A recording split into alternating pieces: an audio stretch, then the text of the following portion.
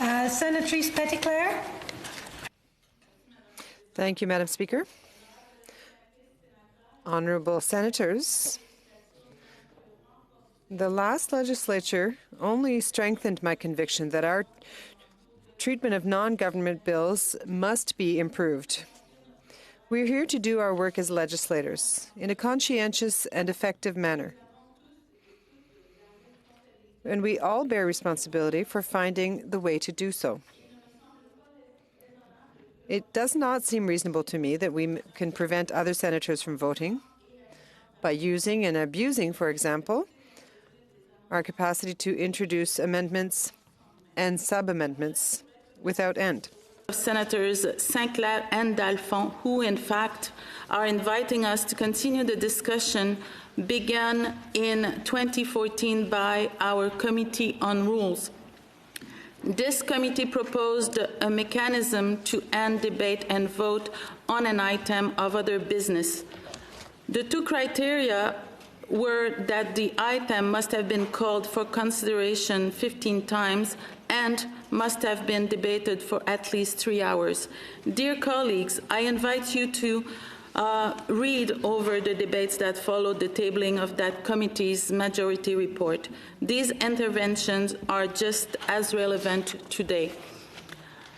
For example, in her speech on October 8, 2014, our dear colleague Senator Fromm said that, and I quote, "This proposed rule change will oblige us to do our duty rather than allow us to simply ignore or endlessly defer debate on any proposed legislation that we find challenging." End of quote. Le sénateur Carignan, alors leader du gouvernement. Senator Carignan, then leader of the government, agreed. And on the 16th of September 2014, he stated, and I quote, "In case you have forgotten, we are here to debate bills, not let them languish under desks and die of old age." End of quote. Of course, I entirely agree with these two colleagues. In a ruling made on the 30th of October 2013, Speaker Kinsella stated that it was difficult but possible, and I quote, "to curb or limit debate and to come to a decision under other business." End of quote. According to him, and here I'm quoting again, "the most obvious means is by moving the previous question, which forestalls further amendments, but it is only available on the main motion." End of quote.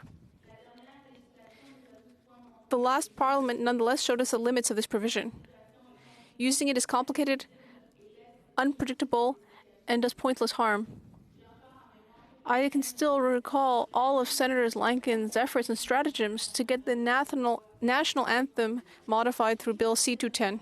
Make decisions we think are best for Canadians, whether the initiative comes from the government of the day, a senator, or a member of parliament.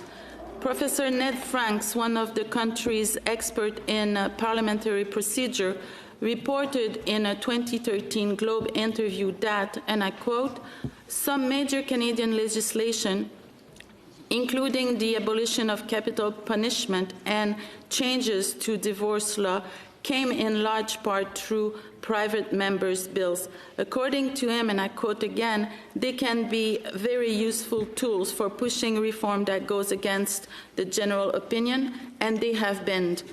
End of quote. Who remembers that we owe the Non-Smokers Health Act to NDP MP Lynn MacDonald? Her bill was a first worldwide, leading various countries to draft legislation to establish smoke-free workplaces in public places. Le sénateur Sinclair et son petit-fils. Senator Sinclair and his grandson would certainly have been kept away from M&Ms and such candy if we had had a mechanism to guarantee a vote on Bill S-228, a bill that sought to ban food and beverage advertising aimed at children. As you'll recall, the Senate and the House each took a year to study this bill, which was tabled by Senator Nancy Greenrain. The government supported it and offered Health Canada support. Health Canada held extensive consultations. and published 2 versions of the bill's implementation guide. Many stakeholders still don't understand why the Senate was not able to vote on 2 very simple amendments from the House in 9 months. And it doesn't understand, and people don't understand why the Senate almost reached the goal, then suddenly stopped. Millions of dollars are still being spent on advertising in an attempt to attract our children and grandchildren to products with a high sugar, salt, and fat content. Bill S228 would already be helping improve children's health. Some say, let the government reintroduce it if they support it. Fair enough, but the fact that some bills are being reintroduced as government legislation does not undo the loss in time and resources. The 5 measures that Senators Sinclair and Dalphond want to introduce address different facets of the same challenge: how to make this chamber even more effective. I read several points of view in the February 12 edition of the Hills Time on how important it is for consensus to be reached on these changes. However, that will only be possible if we are all guided by the same goal of finding an acceptable compromise. For example, should the minimum time for debate before putting a bill to a vote be 2 hours? I think this is a very reasonable time limit. However, should the 2014 proposal that this limit be 3 hours be deemed more reasonable, it could be appropriate for senators to consider this option. Honorables collègues, le débat parlementaire. Honorable colleagues, parliamentary debate has many traditions, including the use of obstruction. Perhaps it is part of the rules of the game for a minority to try to delay the legislative process, but not, in my opinion, to the extent that this will entirely block a vote. I believe that every bill deserves a vote. Our duty is to seriously consider, study, report, and vote on bills. We can vote in favor, against, abstain. We can choose to be away for the vote. We have options. But using the rules to block indefinitely a vote should not be one of them. Nous avons tous et toutes à gagner. We would all benefit from making this institution more functional. We must strive as much as possible, ensure that the rules for our debates be good and effective work tools.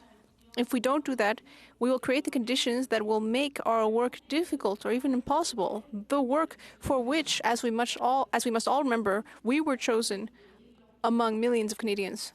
Thank you.